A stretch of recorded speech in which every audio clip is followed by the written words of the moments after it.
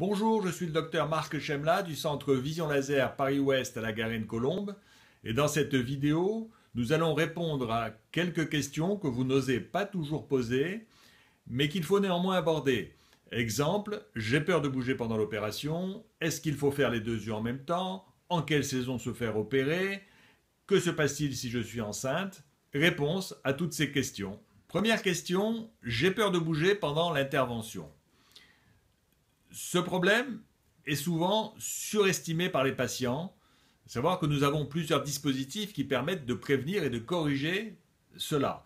D'abord, on ne peut pas fermer l'œil pendant l'intervention puisqu'il y a un écarteur à paupières, un blépharostat qui tient les paupières ouvertes et qui empêche l'œil de se fermer. Deuxièmement, il existe des micro-mouvements oculaires impossibles à corriger pendant l'opération que tout le monde présente et qui sont, eux, par contre, gérés par le laser. Le laser est équipé d'un tracking, un eye tracking, qui fait qu'il corrige et même anticipe 1050 mouvements. Chez nous, au centre Vision Laser Paris-Ouest, nous avons un eye tracking à 1050 Hz, c'est-à-dire qu'il peut corriger 1050 mouvements oculaires à la seconde, ce qui dépasse bien sûr largement les possibilités en pratique, les besoins en pratique de correction des mouvements de l'œil.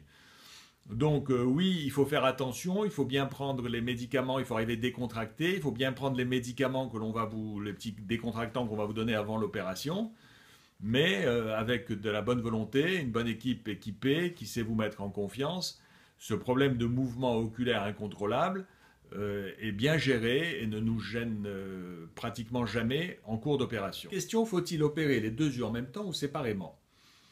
Alors en LASIK, généralement, on opère les deux yeux en même temps. En PKR, laser de surface, lorsque la métropie est importante, des fois on opère les yeux séparément.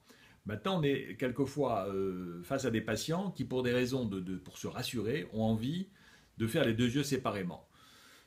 Alors qu'on pourrait faire les deux yeux en même temps. Alors cela ne nous pose pas de problème, on peut effectivement faire les deux yeux séparément ou en même temps. C'est vrai que c'est peut-être plus pratique pour tout le monde de faire, surtout en LASIK, les deux yeux en même temps.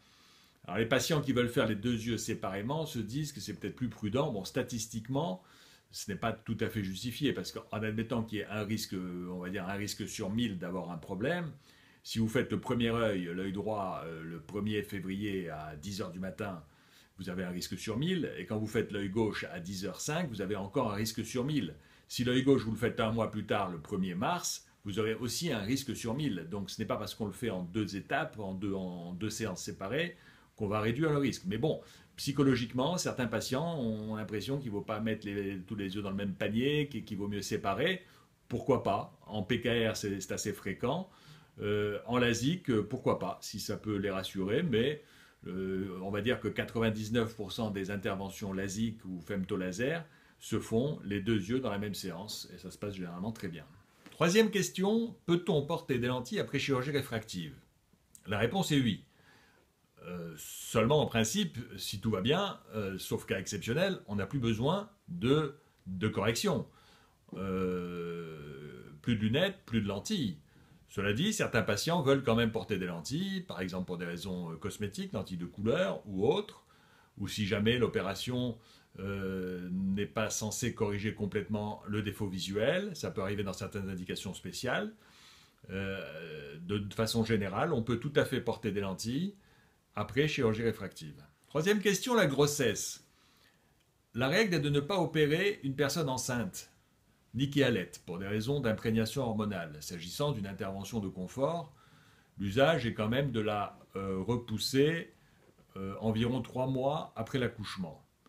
Il nous est arrivé d'opérer des personnes en début de grossesse, parce que la grossesse n'était pas encore connue, ou soit que les gens ne nous aient pas dit que la grossesse avait démarré. On n'a pas noté d'effet particulier, indésirable, ni sur le bébé, ni sur le résultat visuel. Cela dit, c'est une précaution. Il ne faut pas opérer une femme enceinte, ni une femme qui allaite. Quatrième question, si j'ai des enfants après la chirurgie, est-ce que la myopie ne risque pas de revenir? En principe, non. La myopie évolue 10-12 ans. Ce problème peut se rencontrer chez des patients qu'on a opérés alors que la myopie n'avait pas fini d'évoluer. Donc la grossesse a un petit peu accéléré l'évolution, mais chez un patient dont on est sûr, chez une patiente dont on est sûr depuis 1 ou 2 ans que la myopie est bien stable, qui a eu 10-12 ans d'évolution de la myopie, même si derrière elle doit avoir des enfants, cela n'influera pas sur la stabilité du résultat visuel. Alors, dernière question on n'ose pas toujours poser, mais qu'il faut aborder. Y a-t-il une saison pour se faire opérer?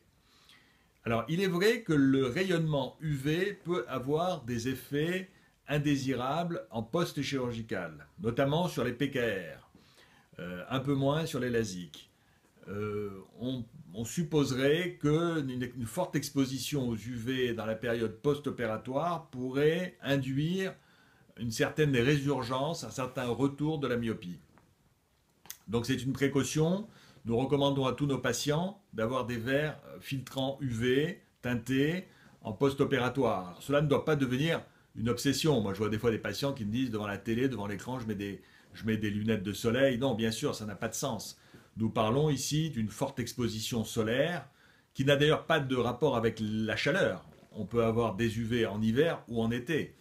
Bon, cela dit, nous, à la Garenne-Colombes, en région parisienne, nous sommes peut-être moins exposés à cette problématique que nos confrères qui sont sur la Côte d'Azur ou aux Antilles, qui effectivement ont peut-être des taux d'ensoleillement nettement supérieurs aux nôtres.